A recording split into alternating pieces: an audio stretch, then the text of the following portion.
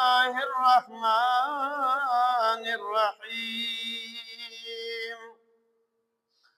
وما نرسل المرسلين إلا مبشرين ومنذرين فمن آمن وأصلح فلا خوف عليهم ولا هم يحزنون آمنت بالله صدق الله العلي العظيم وصدق رسوله النبي الكريم الأمين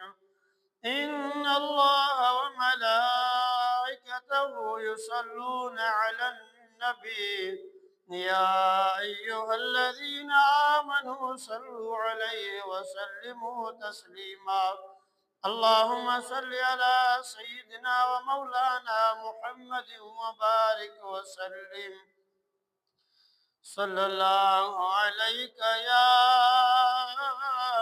يا رسول الله وسلم عليك يا حبيب الله बिरादरान इस्लाम मुअज़्ज़ज़ान हज़रात अल्लाह तबारक व तआला जल्ल जलालहू अम्मा नवालहू व आज़म शानहू जे हमदो सना खां बाद हुजूर अकरम नूर मुजस्सम शफी महशर अहमद मुजतबा मुहम्मद मुस्तफ़ा सल्लल्लाहु तआला अलैहि वसल्लम जनते हदिया दुरूद व सलाम अर्ज करण खां बाद मुंहिंजा अज़ीज़ दोस्तो अॼु असांजो मौज़ू आहे इस्लाह ऐं अल्लाह तबारक व तआला असां सभिनि खे पंहिंजे इस्लाह सां गॾोगॾु ॿियनि जी इस्लाह जी तौफ़ीक़ ऐं उन ते अमल अजुर अज़ीम अता फ़रमाए। मुंहिंजा अज़ीज़ दोस्तो इस्लाह ऐं उन जो अजुर क़ुरान मजीद फ़ुरक़ान हमीद मां जेका आयत सगोरी तिलावत कई आहे उन में अंबिया किराम अलैहिस्सलाम जे बुइसत जो मक़सद इस्लाह जी अज़मत ऐं अजुर जी वज़ाहत कई वई आहे। ख़ालिक़ काइनात जल्ल जलालहू फरमायो वमा नुरसिलुल मुरसलीन इल्ला मुबश्शिरीन व मुनज़िरीन फरमाए त असां रसूल नथा मोकिलियूं इल्ला मगर मुबश्शिरीन ख़ुशख़बरी ॾींदड़ व मुनज़िरीन ऐं डजाड़ींदड़ करे। नेकी जी सूरत में अल्लाह पाक जे इनाम जी ख़ुशख़बरी ॾियनि था ऐं गुनाह जी सूरत में अल्लाह पाक जे अज़ाब खां डजाड़नि था। अंबिया किराम अलैहिस्सलाम जे अल्लाह पाक जे अज़ाब खां असांखे डजाड़नि था ऐं अंबिया किराम अलैहिस्सलातु वस्सलाम जे पैगाम खां ही नतीजो बरामद थिए थो जो रब्बे ज़ुल जलाल फरमाए थो फमन आमन व अस्लह पोइ जन ईमान आंदो ऐं सुधरिया फला खौफुन अलैहिम वला हुम यहज़नून उन्हनि खे न त को ख़ौफ़ आहे न को ग़म। अॼु जंहिं मुआशरे में असां पंहिंजी ज़िंदगी गुज़ारे रहिया आहियूं ऐं जंहिं ख़तरात जो उम्मत जी कारवां को जो मुक़ाबिलो आहे इस्लाह जो पैगाम बेहद उते ज़रूरी आहे। हिन वक़्तु एतिरो त फ़साद बर्पा थी चुको आहे ऐं एतिरो त अंधेरो छांइजी वियो आहे जो हिकु उलुल अज़म रसूल ई इन ऊंधा अंधेरे खे ख़त्म करे सघे थो मगर रिसालत जो दरवाज़ो बंदि थी वियो आहे लिहाज़ा हिकु आरिफ आमिल जी ज़रूरत आहे जेको क़ुरान और सुन्नत जा मज़ामीन माण्हुनि जे साम्हूं पेश करे ऐं बिगड़ियल माहौल जी इस्लाह करे। उन खां मालूम थिए थो त इस्लाह जी अमल ऐं उन ते अजर सवाब जे बारे में ॿुधी करे पंहिंजे अंदरि हौसलो पैदा करण जी केतिरी अशद ज़रूरत आहे। इस्लाह अहिड़ी शइ आहे जंहिंजो तरतब फसाद ते थिए थो ऐं जिते पहिरियां फसाद पाणू जमाए थो उतां इस्लाह जी ज़रूरत थींदी आहे ऐं फसाद खे ख़तम करण जो नालो इस्लाह आहे। अल्लाह पाक जल जलालहू इंसान खे पैदा फरमायो आहे। इंसान जूं ॿ झुटियूं आहिनि। हिकु झुट जो मुआमलो रब पाक सां गॾु आहे ऐं ॿियो झुट जो मुआमलो ॿाननि सां गॾु आहे। ख़ालिक़ काइनात जल जलालहू ॿिन्ही मुआमलात में इस्लाह मतलूब आहे ऐं इन जे लाइ हुकूकुल्लाह बि ज़रूरी आहे। हुकूकुल इबाद भी ज़रूरी आहे। इंसान हुकूकुल्लाह जो लिहाज़ न रखे त उन जो रब पाक सां गॾु तालुक माअज़ल्लाह फासिद थी वेंदो। हाणे ॾिसो उन केॾो वॾो जुर्म इर्तिकाब कयो आहे जो हू रब ज़ुल जलाल उनखे पंहिंजी सूरत में पैदा फरमायो, अहसन तक़वीम बणायो ऐं उन जी दिलि खे अर्श जे जलवनि जो हिकु हिसो बणायो। ही इंसान ख़ालिक़ काइनात खां बाग़ी थी करे उन जे हुकूक खे पामाल करण लॻो त उहा दिलि जेका उजालनि जो मुहवर ऐं ख़ुशबुनि जो मर्कज़ हुयो, बरकत जो अॾो हुयो, हाणे माअज़ अल्लाह शैतान जो तमामु वॾो मर्कज़ बणिजी वियो आहे। नुहूसत ऐं बदबू जी वजह जे करे उन जी ख़ुशबू वारो माहौल फसाद जी लिपेट में अची वियो आहे। उहो इंसान जेको मुआशिरे में रब ज़ुल जलाल जी बरकत जो तर्जुमो थी सघे पियो, उन जी वजह सां कहत साली आहे, बारिश न पई, समुंड जी मछियूं दर्द महसूस कनि थियूं, मईशत जा असबाब मसदूद थी वञनि था। जॾहिं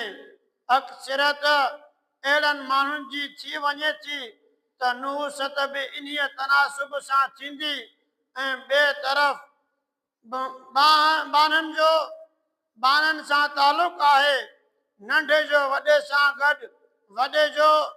नंढे सां गॾु, पाड़े वारे जो पाड़े वारे सां गॾु, उस्ताद जो शागिर्द सां गॾु, फैक्ट्री जे मालिक जो पंहिंजे मज़दूर सां गॾु। अगरि ही हसीन ऐं सुठा रहनि त सूरत हाल अहिड़ी हूंदी आहे जो मज़दूर जे हथनि में रिज़्क़ हिलाल जी हुदूद में रही करे कमु करण जी वजह सां हथनि में ॾार पइजी वञनि था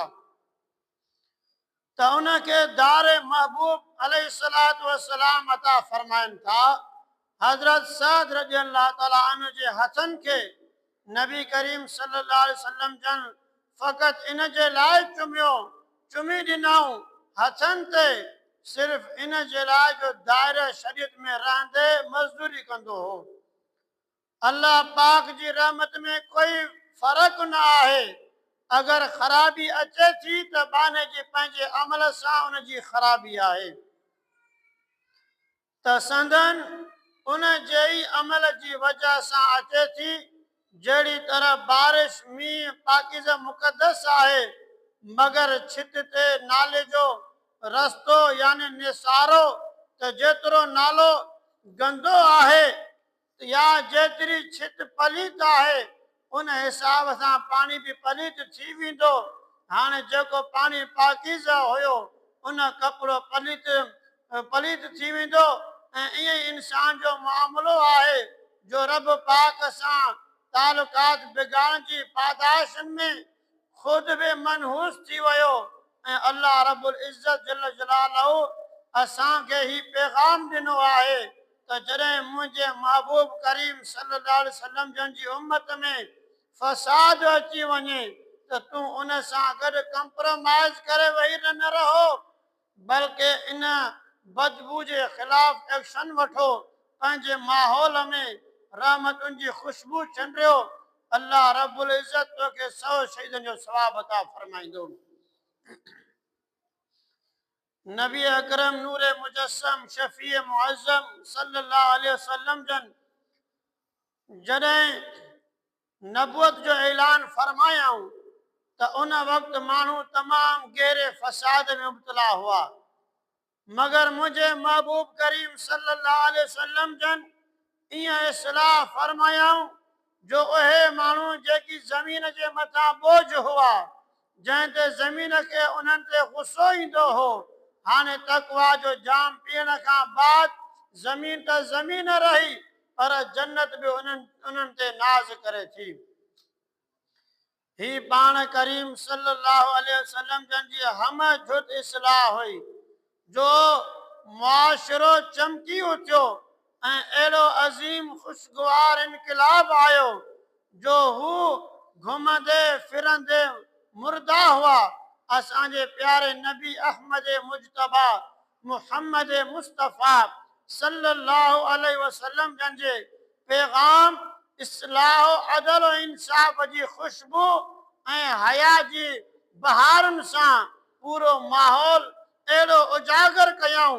जो कुदसिन खे बि रस ईंदो हुयो, जो अहिड़ा बि बाना थी सघनि था जहिड़ा बाना हज़रत मुहम्मद मुस्तफ़ा सल्लल्लाहु अलैहि वसल्लम जन जे खॿे ऐं सॼे पासे वेठा आहिनि। ऐं रिवायत में आहे सरकार जो आलम सल्लल्लाहु अलैहि वसल्लम जन हिन माहौल खे ॾिसी फरमायूं यज़हबु सालिहून अल-अव्वलून फल-अव्वलु, फरमायूं त मूं सालिहीन जी जमायत तयारु कई आहे, हाणे हिकु हिकु थी करे दुनिया खां हली वेंदा, पोइ उन्हनि खां बाद उन्हनि जेकी सालिहीन तयारु कया हूंदा उहे बि दुनिया खां हली विया हूंदा, पोइ उन्हनि जे फैज़ याफ़त सालिहीन बि हलिया वेंदा। उहे 3 सदियूं ख़ैरुल क़ुरून जूं आहिनि, जंहिंमें हर बानो करोड़नि बाननि ते भारी आहे, हर बानो करोड़नि बाननि ते भारी आहिनि। पोइ अॻे सूरत हाल मुख़्तलिफ़ हूंदी। सरकार दो आलम सल्लल्लाहु अलैहि वसल्लम जन फरमाइनि था व तबका हुफ़ालत, पोइ ते छाण रहिजी वेंदी कहुफ़ालत शहर व शर, कहुफ़ालत शहर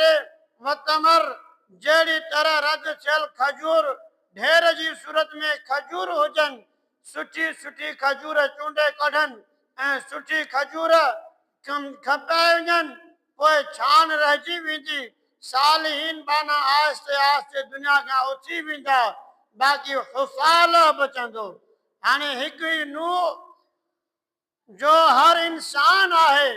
बनावट भी हिक ही आहे, एज़ा भी हिक जहिड़ा आहिनि। आफ़ताब नबूवत सल्लल्लाहु अलैहि वसल्लम जी हिदायत अफ़रोज़ जी तजल्ली खां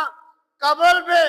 इंसानियत ईअं ई हुई, हिकु चेहरो 2 हथ 2 पेर। जॾहिं महबूब करीम सल्लल्लाहु अलैहि वसल्लम जन इस्लाह जो कमु शुरू कयो त उहे ई इंसान पी करे नूर बणिजी विया हुआ। हाणे बाद ज़माने जे वजह सां बारगाह नबूवत खां रिश्तो कमज़ोर थियण लॻो त सरकार दो आलम सल्लल्लाहु अलैहि वसल्लम जन अहिड़ी हैसियत जे माण्हुनि खे रद्दी करार ॾिनो ऐं अॻियों जुमिलो इरशाद फरमाए करे घणनि मफ़ाहीम खे वाज़े फरमायो त ला युबालिहिमुल्लाहु बालत, फरमायो त अल्लाह पाक अल्लाह पाक खे उन जी काई परवाह न आहे। अल्लाह रब्बुल इज़्ज़त जे साम्हूं कंहिंजी कोई पावर ताक़त न आहे।